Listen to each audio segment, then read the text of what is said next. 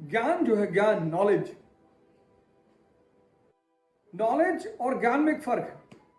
जहां ज्ञान है मतलब आप अल्टीमेट सोर्स को समझ गए, फिर वहां बहस नहीं है।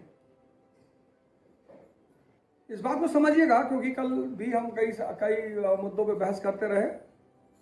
और नॉलेज और ज्ञान में एक फर्क है। जैसे बुद्ध को ज्ञान प्राप्त हो गया, सब कुछ क्लियर हो गया।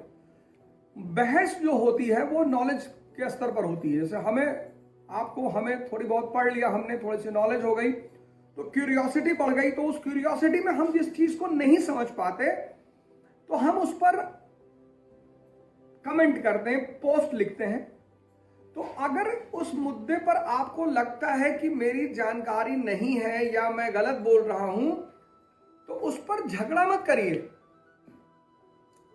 उस पर झगड़ा मत करिए। उस पर आप जानकारियां लिखिए, point 1, point 2, point 3, point 4 informations लिखिए। उस पर यह मत लिखिए हाउ कैन यू से this, I don't expect this from you. ये सब उल्टी सीधी बातें मत लिखिए। अगर मान लीजिए मैं वहाबिज्म के खिलाफ लिख रहा हूं, मैं वहाबिज्म के अगेंस्ट में लिख रहा हूं और आपको लगता है कि मैं नहीं जानता हूं इसलिए मैं लिख रहा हूं, तो आप वहाबिज्म हेडिंग डालिए और उसकी ऑब्जेक्टिव 5 ऑब्जेक्टिव लिख दीजिए कि mister Awadh Pratap Ojha, for your kind information, these are the objectives of Wahhabism and so we respect Wahhabism. Finish हो गई बात, फिनिश, बात वहीं पे फिनिश हो गई। अगर मैं उन 5 पॉइंटों से इत्तेफाक रखता हूं तो मैं आपको बोलूंगा कि बहुत अच्छा, थैंक यू, आपने मेरी आंखें खोली। अगर मैं नहीं रखता हूं, कल एक इरफान खान साहब का वीडियो था, वो शायद किसी मौलाना साहब से बहस कर रहे थे, तो उन्होंने एक बड़ी अच्छी स्टेटमेंट दी थी, मैंने उसी को वीडियो पे डाल दिया, उसी में पूरी बवंडर खड़ा हो गया पूरा। क्रांति या बवंडर दो में से एक तो होते रहना चाहिए, नहीं तो जिंदगी फिर खत्म हो जाएगी। या तो क्रांति हो या हंगामा हो, दो में से कोई एक चीज होना चाहिए। दोनों में से एक चीज भी आपकी जिंदगी से खत्म तो आप खत्म, तो वो कोई बड़ी चीज नहीं है।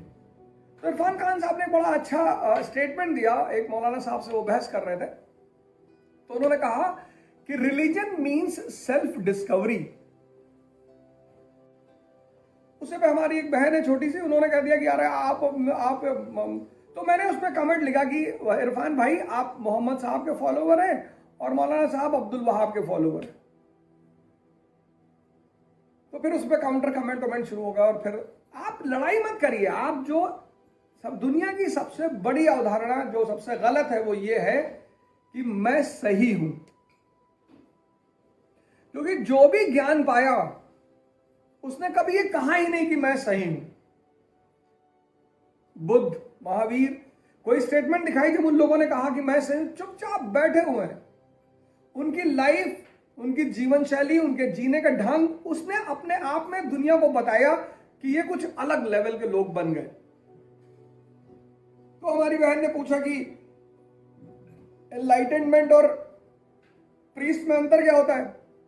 तो वो एक सदगुरु जी का वीडियो था, जाकिर नाइक साहब के साथ बनाया गया था, वो मैंने डाल दिया। मैंने कहा देख लो, ये ज्यूरिस्ट है, ये एनलाइटेंड है, एक सीकर है, एक बिलीवर है। वो लाइन पकड़ने वाली बड़ी जबरदस्त लाइनें थी उसमें। एक सीकर, एक बिलीवर, दोनों में फर्क है, दोनों वर्डों में फर्क है, दोनों को समझना है। और जब समाज का पढ़ा लिखा तबका इस बात को नहीं समझेगा तो वो जो समाज का निचला तबका है जहां पर हमें जाकर काम करना है वो कभी नहीं समझेगा। नॉलेज और ज्ञान में फर्क होना चाहिए। मेरी नॉलेज अधूरी है, मैं कोई बात लिखता हूं, आप पॉइंट्स बताइए, पॉइंट्स, नेता मत बनिए।